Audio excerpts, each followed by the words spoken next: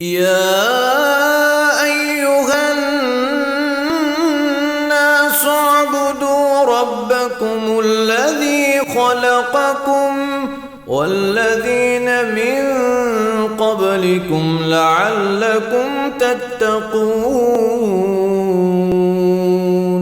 الحمد للہ والصلاة والسلام علی رسول اللہ واشہد ان لا الہ الا اللہ وحدہ لا شریک لہ اشہد ان محمدا عبدہ ورسولہ.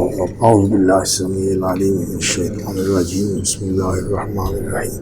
رسول اکرم صلی اللہ علیہ وسلم کی دعوت اللہ کی عبادت اور عبادت کے اندر توحید اور تفرید، اخلاص اور تجرید کی دعوت تھی کہ اللہ رب العزت کی عبادت اخلاص کے ساتھ ہو، کسی کو شریک نہ کیا جائے اور صرف اللہ کی رضا کے لیے ہو.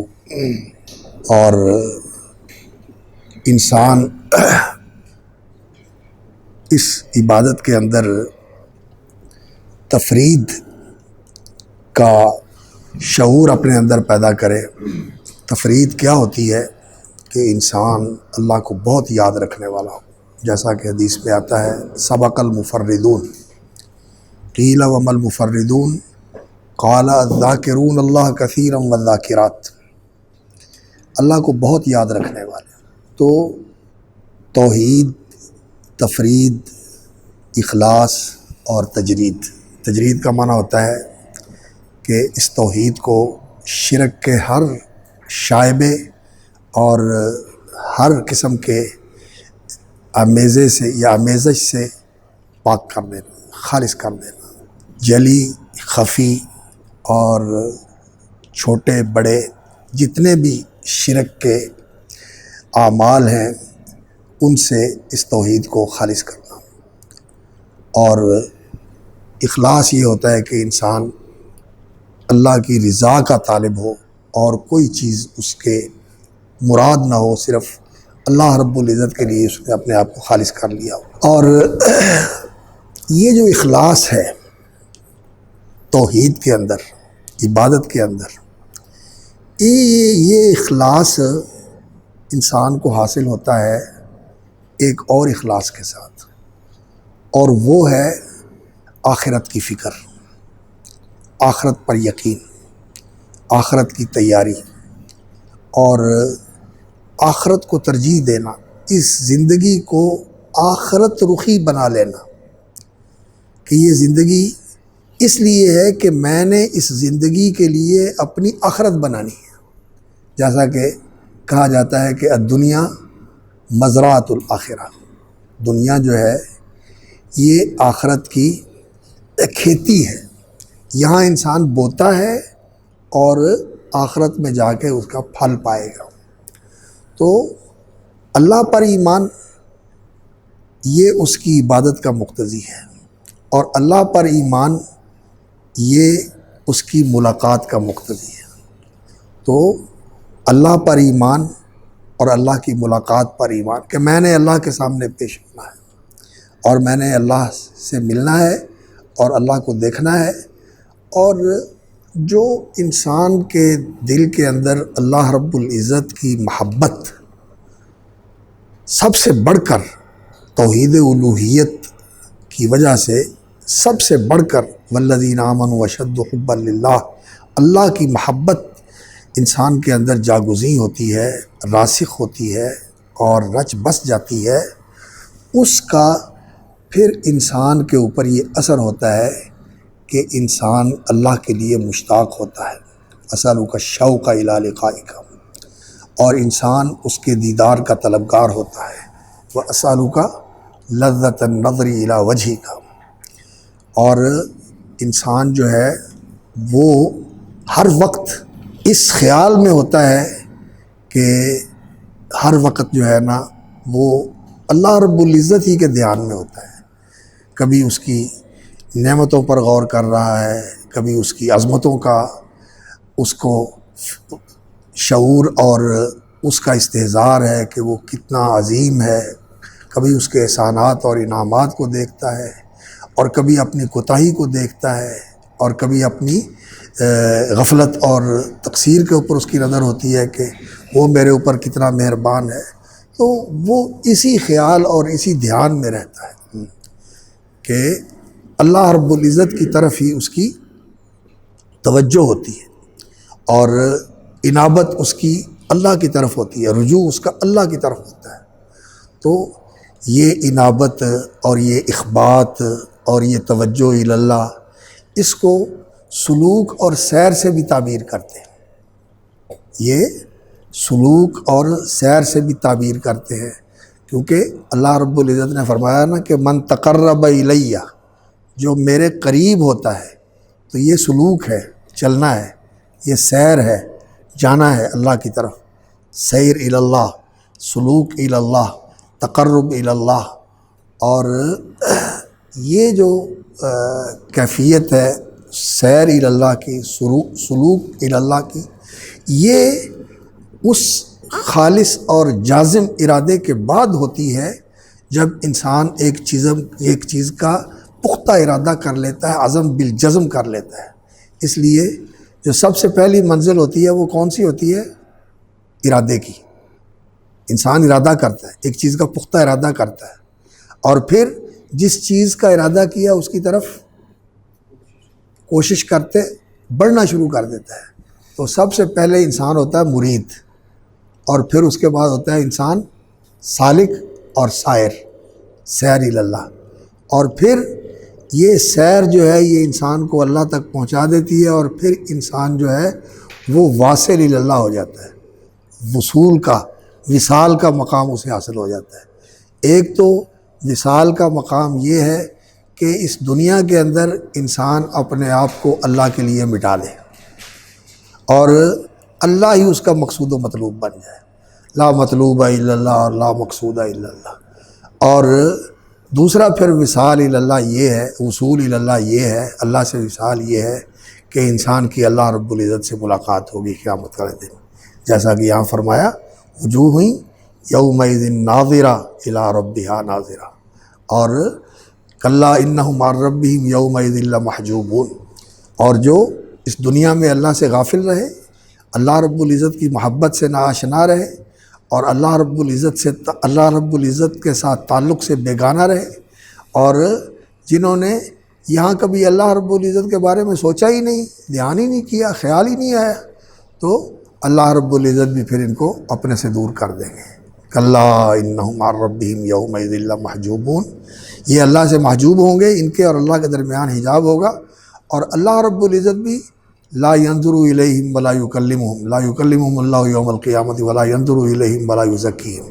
اللہ رب العزت بھی رحمت کی نظر سے ان کو نہیں دیکھیں گے، شفقت کی نظر سے ان کو نہیں دیکھیں گے، رافت کی نظر سے ان کو نہیں دیکھیں گے، اور رافت کی رحمت کی بات بھی نہیں کریں گے، اور اللہ رب العزت ان کو گناہوں سے پاک بھی نہیں کریں گے۔ تو یہ جو ایمان باللہ ہے یہ اللہ کی عبادت کی طرف لے کے آتا ہے، اور یہی جو ہے یہ اللہ کی ملاقات کا انسان کے اندر ایک ایسا جذبہ پیدا کر دیتا ہے کہ انسان اس کی فکر کرتا ہے، اور یہ چیز انسان کو آخرت پر یقین اور آخرت پر انسان کا وہ کیا اسے کہنا چاہیے پکا ایمان، یہ ایسی چیز ہے جو انسان کو نکھار دیتی ہے، اس کے اندر اخلاص پیدا کر دیتی ہے۔ ایک اخلاص ہے انسان کا اللہ کو مطلوب و مقصود بنانے کا، اور دوسرا اخلاص یہ ہے کہ جس اللہ کو اس نے اپنا مطلوب و مقصود بنایا ہے، وہ اس اخلاص کے اندر جو اخلاص المطلوب ہے، اخلاص المقصود ہے، کہ اس نے اسی مطلوب و مقصود کو خالص کر لیا ہے کہ یہی میرا مطلوب و مقصود ہے، اس کے اندر کوئی اور شائبہ نہ ہو۔ تو یہ جو اخلاص ہے انسان کی تخلیص اور انسان کی تجرید، یہ کس چیز کے ساتھ ہوتی ہے؟ انا اخلصناہم بخالصۃ ذکر الدار، آخرت کی یاد، آخرت کی فکر، یہ چیز ہے جس کے ساتھ ہم نے ان کو نکھار دیا، ان کو ستھرا کر دیا، ان کو پاکیزہ کر دیا۔ اور یہ جو انسان کی علائشیں ہیں یہ ساری دھلتی اسی چیز کے ساتھ ہے کہ انسان آخرت کی فکر کرنے والا ہو۔ اس لیے آخرت پر ایمان، آخرت کا یقین، آخرت کا تذکرہ، آخرت کے بارے میں سوچنا اور اس کے بارے میں فکر مند رہنا اور اس کو اپنی زندگی کا ہم اور غم بنا لینا کہ میری آخرت اچھی ہو جائے، یہ رسول اکرم صلی اللہ علیہ وسلم کی دعوت کے اندر بہت بنیادی چیز ہے۔ جہاں اللہ کی توحید ہے، اللہ کی عبادت ہے، اعبدوا اللہ ما لکم من الہ غیرہ، اور انیبوا الی ربکم واسلموا لہ ان الذین آمنوا وعملوا الصالحات واخبتوا الی ربہم، تواضع کے ساتھ اللہ کے سامنے جھک جانا، عاجز اور فروتن ہو جانا اس کے سامنے، نیچ اور ہیچ بن جانا اس کے لیے، جیسے یہ اس ایمان کا تقاضا ہے، اسی طرح اللہ کی ملاقات کا یقین اور پھر اس کا شوق اور پھر اس کی تیاری اور پھر اس کے لیے ہمیشہ انسان جو ہے وہ سوچتا رہے اور اس کے لیے انسان فکر مند رہے، یہ چیز جو ہے یہ انسان کو خالص کرنے والی ہے۔ انا اخلصناہم بخالصۃ ذکر الدار۔ تو رسول اکرم صلی اللہ علیہ وسلم کی دعوت کے اندر انذار بالآخرہ اور تخویف بالآخرہ اور آخرت کی تیاری کی فکر دینا، الکیس من دان نفسہ وعامل لما بعد الموت والعاجز من اتبع نفسہ ہواہا وتمنى علی اللہ الامانی۔ روایت تو کمزور ہے لیکن اس کے الفاظ ایسے ہیں کہ واقعتاً ان سے معلوم ہوتا ہے کہ ان پہ نور نبوت ہے، الکیس من دان نفسہ، اور اس حدیث سے بھی اس کی تائید ہوتی ہے، ای المؤمنین اقیس قال اکثرہم للموت ذکرا و اکثرہم لہ استعدادا، اس طرح کے الفاظ ہیں نا حدیث کے، اکثرہم للموت ذکرا و اکثرہم لہ استعدادا، یہ ہے القیس، اقیس الناس، سب سے زیادہ ہوش مند، دانا، زیرک اور سمجھدار۔ عرض یہ کر رہا تھا کہ انذار بالآخرت یہ رسول اکرم صلی اللہ علیہ وسلم کی دعوت کے اندر بڑا بنیادی عنصر ہے، اساس ہے، اور اس دنیا کے اندر اگر کوئی چیز انسان کو راہ راست پہ لا سکتی ہے تو وہ دو ہی چیزیں ہیں، ایک اللہ پر ایمان کہ وہ میں نے اللہ کے سامنے پیش ہو کے جواب دینا ہے اور اللہ مجھے دیکھ رہا ہے، اور اللہ کے سامنے جو جواب دہی ہے یہ آخرت کے یقین کے ساتھ انسان کے اندر یہ شعور بیدار ہوتا ہے، پختہ ہوتا ہے کہ آخرت آنے والی ہے، میں نے مرنا ہے اور اللہ کے سامنے جانا ہے اور اللہ کے سامنے میں نے پیش ہو کر جواب دینا ہے۔ تو یہ ایمان بالآخرت، ایقان بالآخرت وبالآخرت ہم یوقنون، اور جن لوگوں کو بھی راہ راست نصیب ہوئی ہے تو ایک تو اللہ رب العزت کی ذات کا ایمان اور یقین ان کے اندر موجود تھا، اور دوسرا آخرت کا یقین تھا ان کے اندر، اور جو لوگ برائی کے راستے کے اوپر چلتے ہیں ایک تو وہ اللہ سے غافل ہوتے ہیں، اللہ سے دور ہوتے ہیں، اللہ رب العزت کا جو جس طرح اللہ کو ماننا چاہیے اس طرح انہوں نے نہیں مانا ہوتا کہ اللہ رب العزت کو مانے انسان اپنے رب کی حیثیت سے، اپنے بادشاہ کی حیثیت سے اور اپنے محبوب کی حیثیت سے، مطلوب کی حیثیت سے۔ اگر صرف اس طرح مانتا ہے کہ اس نے پیدا کیا اور پیدا کر کے لا تعلق ہو گیا تو یہ ماننا جو ہے نا انسان کے اندر کوئی تبدیلی نہیں لاتا۔ انسان کے اندر جو تبدیلی لانے والی چیز ہے وہ اللہ کو ایسے ماننا ہے جیسے اس نے کہا ہے کہ مجھے مانو۔ وہ کہتا ہے کہ میں تمہارا رب ہوں، میں تمہارا مالک ہوں، رازق ہوں، خالق ہوں، مربی ہوں، مدبر ہوں، اور تمہارا بادشاہ بھی ہوں، ملک الناس، الہ الناس، رب الناس، قل اعوذ برب الناس، ملک الناس، الہ الناس۔ تو اللہ رب العزت کو اس حیثیت سے مانا جائے کہ وہ رب بھی ہے، وہ ملک بھی ہے، وہ الہ بھی ہے، تو پھر انسان نے اللہ کو مانا اور وہ اللہ کی فرما برداری کرتا ہے۔ اور دوسری چیز کہ اس کے ساتھ ملاقات کرنی ہے اور اس کے سامنے پیش ہونا ہے۔ تو جو لوگ اللہ کو اس طرح نہیں مانتے جس طرح اسے ماننے کا اللہ نے حکم دیا ہے، اللہ نے کہا ہے یا ایھا الذین آمنوا آمنوا باللہ، اے ایمان کا دعویٰ کرنے والو، آمنوا باللہ ورسولہ، صحیح معنوں میں ایمان لاؤ اللہ پر۔ اور جو نبی صلی اللہ علیہ وسلم نے فرمایا تھا حضرت عبداللہ ابن سفیان الثقفی رضی اللہ تعالیٰ عنہ کہ سفیان ابن عبداللہ سفیان ابن عبداللہ الثقفی ہے نا، یہی نام تھا نا ان کا، ہاں سفیان بن عبداللہ الثقفی رضی اللہ تعالیٰ عنہ، جنہوں نے کہا تھا قل لی فی الاسلام قولا لا اسأل عنہ احدا بعدک یا رسول اللہ، تو فرمایا قل آمنت باللہ ثم استقم، اور ایک روایت میں ترمذی کی روایت میں ہے قل ربی اللہ، آمنت باللہ ربی اللہ، ان الذین قالوا ربنا اللہ، تو اللہ کو رب ماننا، اور عہد الست بھی یہی ہے، الست بربکم قالوا بلا، تو اللہ کو رب ماننا، اللہ کو بادشاہ ماننا کہ اس کے حکم کا اور اس کے نظام کا اور اس کی شریعت اور اس کے دین کا میں پابند ہوں، اور میں نے اپنا مطلوب و مقصود بھی اسی کو بنایا ہوا ہے۔ الہ جو ہوتا ہے وہ محبوب اور مطلوب اور مقصود ہوتا ہے، تو اللہ کو اس طرح مانا جائے، یہ نقطہ اساس ہے جس کے اوپر سارا دین قائم ہے، اور اس ایمان کو پختہ کرنے والی چیز اور اس کے تقاضوں کو پورا کرنے کے لیے انسان کو تیار کرنے والی چیز وہ ایمان اور آخرت پر یقین ہے۔ تو اس دعوت کی تیاری کی صورت کے بعد اللہ رب العزت نے یہ صورت ذکر فرمائی جو سورۃ القیامہ کے نام سے ہمارے سامنے ہے، اور قام یقوم قیامن، اور اسی سے ہے قیامتن۔ قیامتن کا معنی کیا ہے؟ یک بارگی اٹھ کھڑے ہونا، قامہ کا معنی ہوتا ہے کھڑے ہو جانا، اور تو قیامتن کا معنی ہے ایک ہی بار، یعنی دفعتاً کھڑے ہو جانا، تو دفعتاً جو لوگ قبروں میں پڑے ہوئے ہیں اٹھ کے کھڑے ہو جائیں گے قبروں سے، تو وہ یوم القیامہ یک بارگی دفعتاً کھڑے ہو جانے کا دن ہے، جس دن لوگ قبروں سے اٹھ کے زندہ کھڑے ہو جائیں گے اللہ رب العزت کے سامنے۔ اور یہ البعث بعد الموت، مرنے کے بعد دوبارہ جی اٹھنا، اور حشر کے میدان کے اندر لوگوں کا کھڑے ہو جانا، اور اس طرح کھڑے ہونا کہ ایک لمبا عرصہ لوگ کھڑے رہیں گے، قدموں کے اوپر کھڑے رہیں گے، اللہ اکبر۔ تو یہ چیز جو ہے یہ رسول اکرم صلی اللہ علیہ وسلم کی دعوت کے اندر بڑی بنیادی چیز ہے، اس لیے یہ صورت جو ہے سورۃ القیامہ اس صورت کے بعد آئی۔ سورۃ المزمل اعداد ذاتی، اور سورۃ المدثر لائحہ دعوت، اور سورۃ القیامہ یہ اس دعوت کے قبول کے لیے جو محرک ہے، اور اس دعوت کو قبول کرنے کے لیے جو لوگوں کو آمادہ کرنے والی چیز ہے وہ کیا ہے؟ آخرت کی فکر، آخرت کی فکر دلانا۔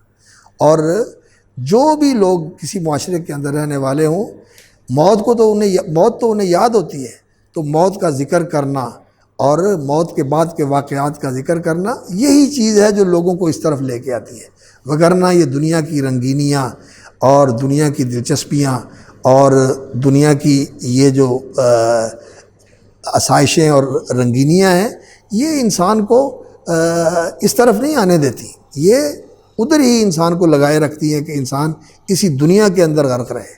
لیکن جب اس کا ذکر کیا جائے اور بار بار ذکر کیا جائے، اور جیسے قرآن مجید میں اللہ رب العزت نے آخرت کا بیان فرمایا ہے بڑی تفصیل کے ساتھ، جو شوق دلانے والی نعمتیں ہیں وہ بھی بیان فرمائی، اور جو خوف دلانے والے عذاب ہیں وہ بھی ذکر فرمائے، ترغیب اور ترہیب دونوں کا اللہ رب العزت نے قرآن مجید میں ذکر فرمایا، اور نبی صلی اللہ علیہ وسلم کی حدیث کے اندر بھی اس کا بیان ہے۔ تو اس کے ساتھ پھر انسان کا جو ایک رجحان بن جاتا ہے، ایک میلان اور ایک شعور، اور انسان کا ایک طبیعت کا انداز بن جاتا ہے کہ انسان آخرت کی فکر کرنے لگتا ہے، دنیا سے پھر انسان کا دل اچاٹ ہو جاتا ہے، دنیا سے ہٹ جاتا ہے، تو پھر وہ یہ دعوت قبول کرتا ہے۔ تو یہ صورت جو ہے سورۃ القیامہ، قیامت کے وقوع اور قیامت کے تحقق کہ بالکل یقینی ہے، اور وہ کس طرح رونما ہوگی؟ لوگ پوچھتے ہیں کہ ایانہ مرساہا، کب آئے گی؟ تو اللہ رب العزت نے یہ بتانے کی بجائے کہ کب آئے گی، یہ تو اللہ رب العزت نے راز رکھا ہوا ہے، یہ تو اللہ نے راز رکھا ہوا ہے، اللہ کے سوا اور کوئی نہیں جانتا۔ ان اللہ عندہ علم الساعہ لا یجلیہا لوقتہا الا ہو، وہی اس کو ظاہر کرے گا، یہ اللہ کے پاس راز ہے، کسی کو بھی اس کا پتہ نہیں۔ ہاں، جو اس دن احوال ہوں گے وہ احوال اللہ تعالیٰ نے اس صورت میں ذکر فرمائے، اور باقی جو ان کے ذہن کے اندر شبہات ہیں کہ یہ ہوگا کیسے، تو اللہ رب العزت نے ان شبہات کا جواب قرآن مجید میں جا بجا دیا ہے. من یحیی العظام وہی رمیم قل یحییھا الذی انشأھا اول مرہ. اور کیا کہا انہوں نے سورۃ اسراء میں اذا کنا عظاما ورفاتا انا لمبعوثون خلقا جدیدا قل کونوا حجارۃ او حدیدا او خلقا مما یکبر فی صدورکم. اللہ پھر بھی تمہیں زندہ کر لے گا. ان شبہات کا جواب دیا تو فرمایا انسان جو ہے وہ اس کو ناممکن سمجھتا ہے کہ یہ کیسے ہوگا. تو اللہ رب العزت نے فرمایا یہ نہ صرف یہ کہ اللہ کے لیے ممکن ہے بلکہ آسان ہے کہ پہلی بار پیدا کرنے سے دوسری بار پیدا کرنا تو اللہ رب العزت کے لیے زیادہ آسان ہے, زیادہ سہل ہے. تو اللہ رب العزت ان کو دوبارہ پیدا کر لے گا اور پیدا بھی پھر ایسے ہی کرے گا اللہ رب العزت کہ اسی جسم اور اسی جان کو اللہ رب العزت دوبارہ وجود بخشے گا. یہی جسم اور یہی جان دوبارہ اللہ رب العزت کے سامنے کھڑی ہوگی, کیونکہ جان اس جسم کے اندر تھی اور کام اس جسم نے کیا ہے. تو جس جسم نے کام کیا ہے یہ سارے کا سارا دوبارہ کھڑا ہو جائے گا. اور انسان کا جسم جو ہے یہ بدلتا رہتا ہے, انسان کا جسم نیا بنتا رہتا ہے. جو پہلا جسم ہوتا ہے وہ ناکارہ ہو کے فضلے کے ساتھ پسینہ تھوک بول و براز اس کے ساتھ وہ جسم جو ہے وہ زمین کے اندر تحلیل ہوتا رہتا ہے, دفن ہوتا رہتا ہے زمین میں, اور پھر قبر میں دفن ہو جاتا ہے. اقبارہ انسان کا زمین میں دفن ہونا, اور پھر بعض اوقات تو محفوظ رہتا ہے اور بعض اوقات مٹی بن جاتا ہے. ہڈیاں جو ہیں وہ مٹی بن جاتی ہیں, بالکل ختم ہو جاتی ہیں. اور پھر اس سارے اجزاء کو دوبارہ کھڑا کر دینا اللہ رب العزت نے یہ انتظام کیا ہوا ہے. اور یہ پورے کا پورا جسم جتنا جسم بنا تھا سارے کا سارا اکٹھا ہو جائے گا, اور شاید اسی لیے جسم بڑا بھی ہو جائے گا کیونکہ سارے اجزاء اکٹھے ہو جائیں گے. جنتیوں کا بھی بڑا ہو جائے گا اور جہنمیوں کا بھی بہت بڑا ہو جائے گا. جنتیوں کا جسم بھی بڑا ہوگا اور جہنمیوں کا جسم بھی بہت بڑا ہوگا. اس کا ہونٹ جو ہے وہ پہاڑ جتنا ہو جائے گا. اللہ اکبر. اللہ اس کو بڑھا بھی دے گا اور سارا اکٹھا بھی ہو جائے گا. اور اللہ رب العزت پھر اس کو بنائیں گے اس طرح کہ بلا قادرین علی ان نسوی بنانا. بنان کے اندر یہ انگلی کا جو ہڈی ہے اور اس کے اوپر جو گوشت اور پوست ہے یہ دونوں آتے ہیں. بنان اس پورے کو کہا جاتا ہے, ہڈی بمائے گوشت کے, اور یہ ناخن. تو اللہ رب العزت یعنی نک سک کے ساتھ اس کو بنا دیں گے, باریک سے باریک اور لطیف سے لطیف چیز جو ہے جسم کی دوبارہ وجود میں آ جائے گی, دوبارہ وجود میں آ جائے گی. اور فنگر پرنٹ لوگ کہتے ہیں کہ یہ انسان کی شناخت ہوتے ہیں, دنیا میں ملتے نہیں ہیں کسی کے. جیسے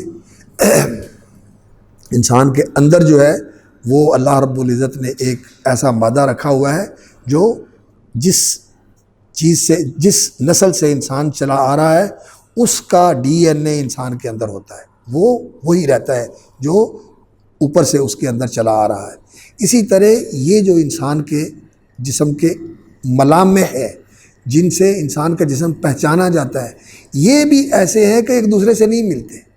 جانوروں کے اندر بھی یہ چیز ہے اور انسانوں کے اندر بھی یہ چیز ہے, اور یہ اللہ رب العزت کی خلاقی کا عجیب اور عظیم مظہر ہے کہ اللہ رب العزت ایسا خلاق عظیم ہے کہ اس نے جس چیز کو پیدا کیا ہے اس جیسا دوسری چیزیں دیکھنے میں ایک جیسی نظر آتی ہیں لیکن ان میں فرق ہوتا ہے, ان میں رنگ ان میں فرق ہوتا ہے. تو اللہ رب العزت اس کو اسی طرح بنا دیں گے. اور موت کا ذکر کیا ہے, موت کا جب انسان اس دنیا سے جاتا ہے اور آخرت کی طرف بڑھتا ہے تو دنیا سے جانے کا فکر اور آخرت میں پہنچنے کا فکر, یہ دونوں سختیاں انسان کے اوپر اکٹھی ہو جاتی ہیں.